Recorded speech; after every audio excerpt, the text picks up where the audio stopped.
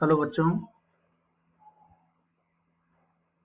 आज मैं जो वीडियो बना रहा हूँ ये बहुत ही इम्पोर्टेंट है। ठीक है, खासकर उन लोगों के लिए जो लोग नीट का एग्ज़ाम अभी देने जा रहे हैं। तो अप्रॉक्सीमेट उनके पास 2 मंथ का टाइम बचा हुआ है। ठीक है, 2 महीने का टाइम बचा है। तो आपको 2 महीने में मीन्स अप्रॉक्स 60 डेज में आप पूरी फिजिक्स को कैसे आप बहुत अच्छे से रिवाइज कर सकते हैं, किस तरह से आप उसको पढ़ें कि आपका जो स्कोर है मीन्स जो 180 का स्कोर होता है, आउट ऑफ 180 आप मीन्स 140 या 120 आप कैसे ला सकते हैं, एबव 120 आप कैसे ला सकते हैं, उसके लिए मैं आज ये वीडियो बना रहा हूँ। कि बहुत इंपॉर्टेंट है, जितने भी लोग चाहे वो ड्रॉपर्स हों या फिर फ्रेशर्स हों, उन सभी के लिए बहुत इंपॉर्टेंट वीडियो है। तो मैं आपको बहुत ही कम टाइम में अप्रॉक्सीमेट 10 टू 15 मिनट में मैं आपको बता दूंगा कि आपको क्या-क्या चीजें और कैसे पढ़ना है, जिससे आपका जो स्कोर है वो 30 टू 35 क्वेश्चंस अप्रॉक्स आप सही कर दो। देखो, नीट में अगर आप फिजिक्स में 30 टू 35 क्वेश्चन आप सही करोगे तभी आप समझो कि आपका सिलेक्शन हो पाएगा, otherwise that is very difficult. आपको अप्रॉक्स 550 के आसपास मार्क्स लेके आना पड़ता है, 540 550 के आसपास में। ठीक है, अगर आपको एमबीबीएस लेना है, और वो भी गवर्नमेंट के लिए आपको 550 के भी ऊपर लाना पड़ता है। तो 550 में आप सोचिए कि 360 का आपका बायो है। ठीक, 360 का बायो है, और बायो के बाद फिर जो है आपका 360 में आपका फिजिक्स और केमिस्ट्री दोनों है। 180 फिजिक्स, 180 केमिस्ट्री। ठीक है, तो उसके लिए मैं यहाँ पे आपका स्कोर एक बार बना देता हूँ फिर से क्या क्या चीजें हैं। तो टॉपिक है हमारा आज का जो हाउ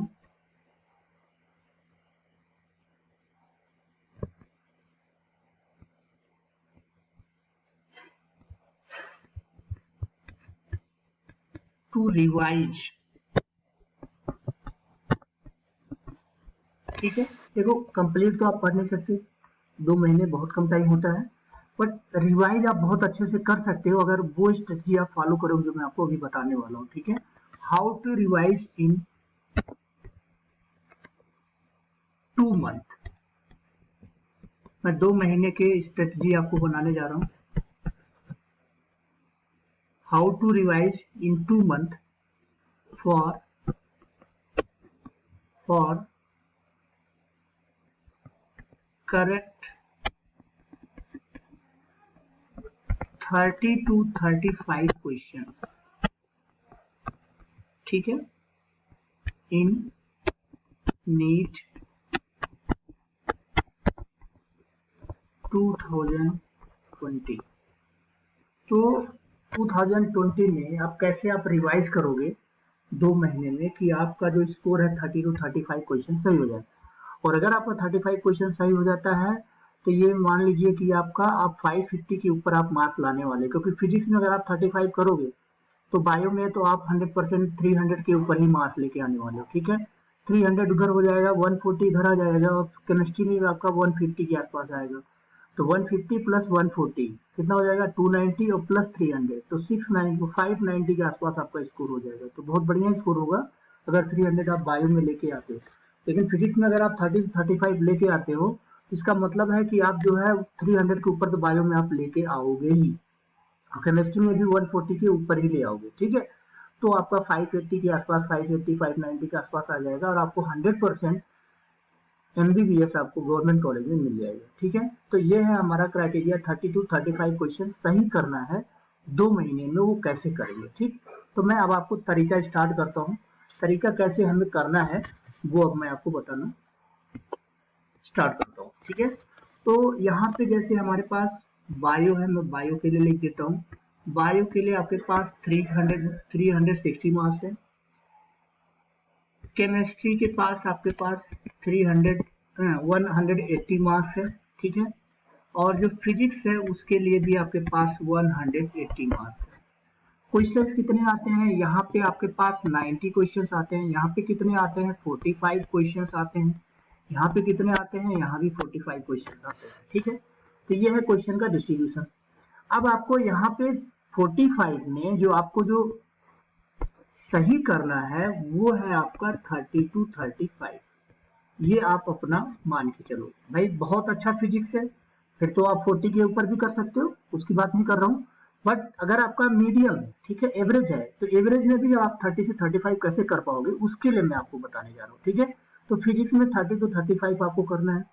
अगर यहाँ करोगे तो केमिस्ट्री में कर ही ले जाओगे, ठीक है, और बायो में भी आप 300 के ऊपर ही कर लोगे। ठीक है, चलो अब इसके बाद मैं बताता हूँ कि 30 to 35 क्वेश्चन आप कैसे सही करोगे, क्या क्या टॉपिक्स, कहाँ से क्या क्या पढ़ोगे, वो मैं आगे आपको एक्सप्लेन करता हूँ। ठीक है, तो नेक्स्ट देखो, फिजिक्स की बात करता हूँ मैं सबसे पहले। तो फिजिक्स में आपको 30 to 35 क्वेश्चन सही करना है। उसमें देखो क्या होता है, क्वेश्चन 3 टाइप का होता है। पहला क्या होता है, इजी लेवल। ठीक, इजी लेवल में अगर मैं आउट ऑफ 45 की बात करूं, तो जो मैं इसको बना देता हूं आउट ऑफ 45, इजी लेवल बना देता हूं, ठीक है, मीडियम लेवल बना देता हूं और फिर डिफिकल्ट लेवल बना देता हूं। ये 3 लेवल में क्वेश्चन होता है। इजी लेवल में आपका आउट ऑफ 45 ये मान के चलो अप्रोक्सीमेटली 20 क्वेश्चन होंगे, आपके इजी लेवल में होंगे 20 क्वेश्चन होंगे। मीडियम लेवल में जो आपके हैं ये मान के चलिए आपकी लगभग 10 to 15 क्वेश्चंस आपके पास होंगे, इनफैक्ट और ज्यादा ही होंगे, तो 10 to 15 क्वेश्चंस। और डिफिकल्ट लेवल में आपका मतलब डिफिकल्ट का मतलब हो गया, ये कितना हो गया 20 और प्लस 15 35, 10 क्वेश्चन बचा। तो ये आपका 5 to 10 क्वेश्चन, 5 to 10 क्वेश्चन यहाँ भी वेरी कर सकता है, यहाँ 10 to 20 भी हो सकता है, 10 to 20 भी हो सकता है। ठीक, मीडियम इतना तो रहेगा ही। इजी जो होगा, जो बहुत इजी होगा, जो सब लोग सही कर देंगे, लगभग ज्यादातर लोग सही कर सकते हैं, वो 20 क्वेश्चन होगा। मीडियम में आपका 10 to 15 या 10 to 20 आप मान सकते हो। डिफिकल्ट में आपका 5 to 10 क्वेश्चन मान सकते हो, मैक्सिमम 10, अदरवाइज 5 क्वेश्चन। ठीक है, ये डिफिकल्ट क्वेश्चन है। डिफिकल्ट का मतलब बहुत कम लोग सही कर पाएंगे इसको। ठीक, अब ये इजी वाले क्वेश्चंस होते हैं, तो सबसे पहले ये इजी वाले में देखो।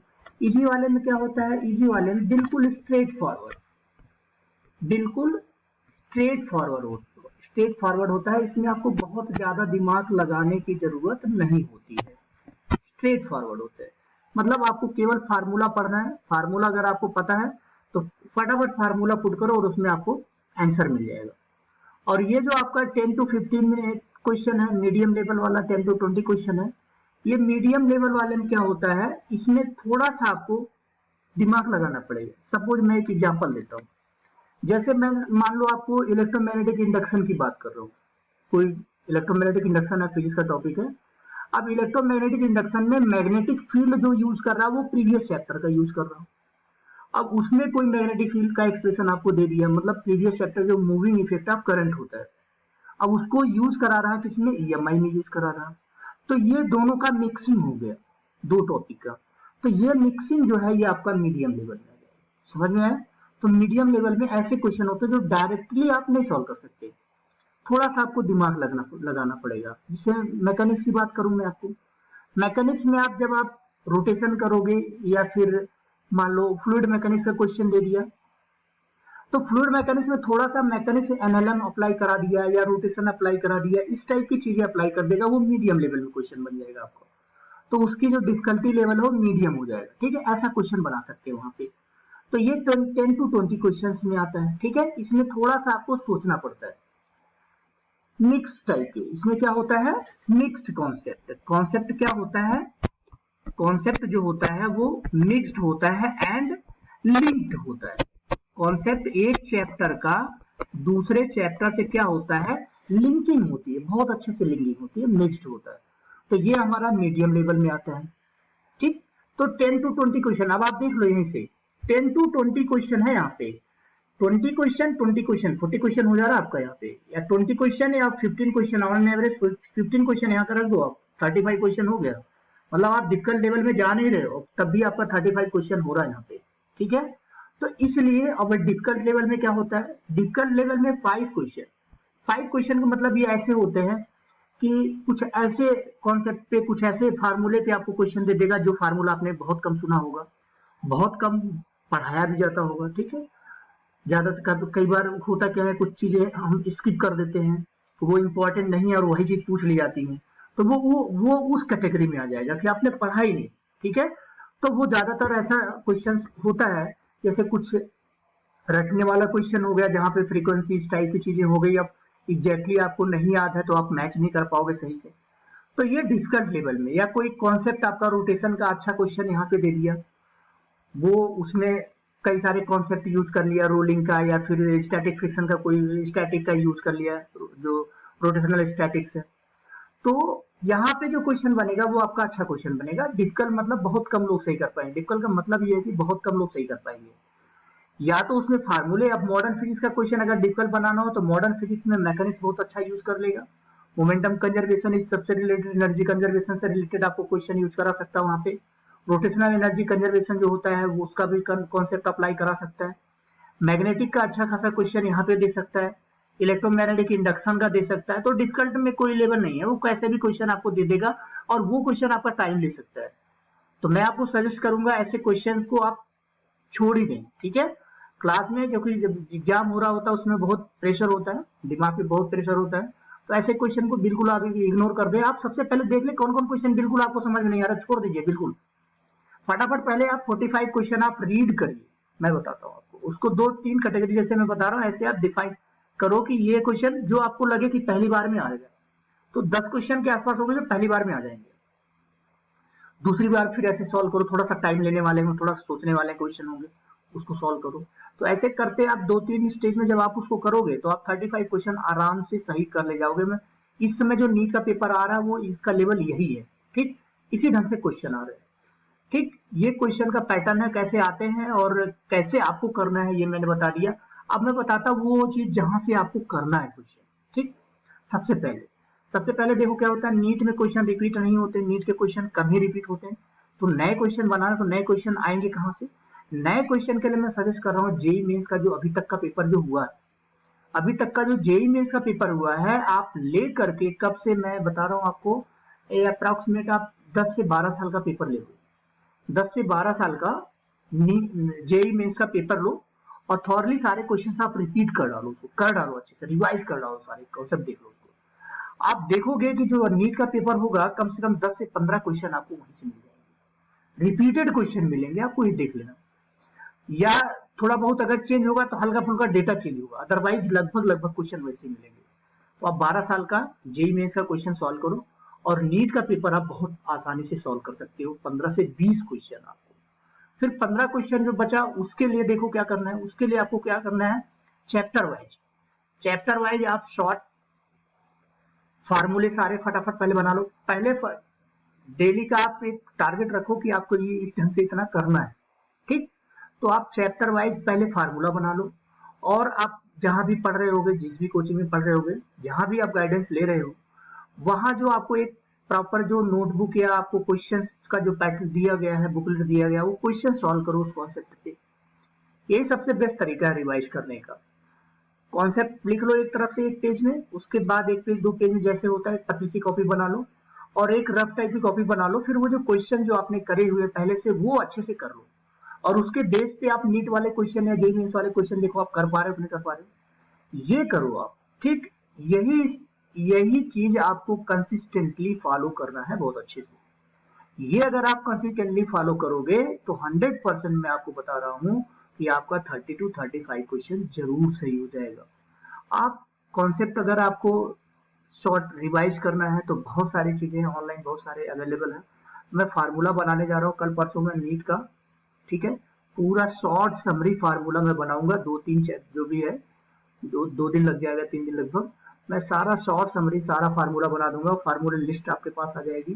फिर मैं कुछ क्वेश्चंस भी आगे करके बनाया करूंगा, ठीक है। क्वेश्चन आप सॉल्व करते रहना भाई, तो आपका 100% 30 to 35 क्वेश्चन आपका नीट में जरूर आएगा, सही होगा, और आपको एक अच्छा एमबीबीएस कॉलेज मिल पाएगा जो आप चाहते हैं, ठीक है। तो अगर आप इस तरह से कंसिस्टेंटली आप मेहनत करेंगे तो 100% आपका रिजल्ट अच्छा होगा, ठीक है। शॉर्ट नहीं करना, ब्रेक नहीं करना है, कंसिस्टेंसी आपको ब्रेक नहीं करना है, हार्डवर्क तो करना ही करना है, बिना हार्डवर्क के कुछ नहीं होता, ठीक है। तो आप कंसिस्टेंटली आप इस चीज को अच्छा करो, और उम्मीद है कि आपका सबका बहुत अच्छा होगा। और मैं विश करता हूँ आप सभी को कि आप सभी का जो है पेपर अच्छा हो, एग्जाम अच्छा हो, ठीक है। Thank you for watching this. अगर आपको अच्छा लगे तो कमेंट में जो भी आपको डाउट हो जरूर पूछना। मैं ये जो है